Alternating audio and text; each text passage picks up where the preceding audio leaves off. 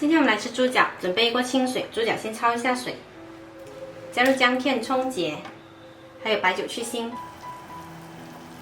猪脚焯煮5分钟，捞出来清洗干净。现在猪脚也降价了，22一斤，我这一个呢买了30块钱。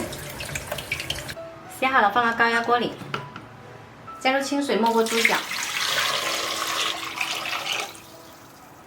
再来几片姜，1勺盐给个底味。大火煮开，转小火压10分钟。没有高压锅可以用砂锅煲40分钟。压好了自然泄气后打开，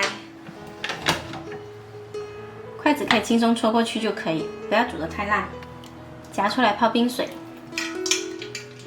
泡20分钟。煲猪脚的汤呢不要浪费，加入莲藕还有花生，煲一下，又是一锅靓汤。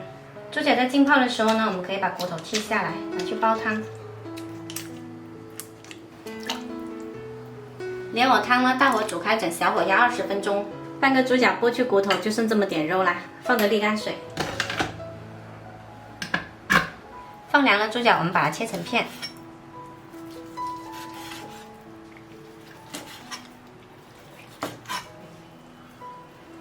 接着我们再来准备一个蘸料，沙姜拍扁切碎。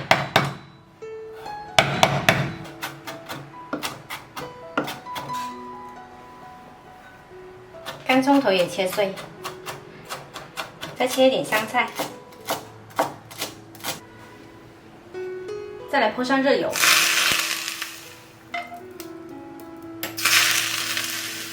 加入盐，还有生抽调味，这份灵魂蘸酱就做好啦。淋上酱料，这一道非常适合夏天吃的沙姜猪脚就做好啦。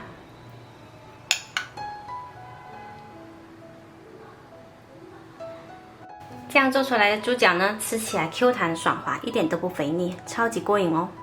我们这锅莲藕花生汤也煲好啦，开盖了之后呢，重新煮开，再加一点点香菜就可以开吃啦。刚刚煲猪脚的时候已经放了盐了，不需要再调味咯。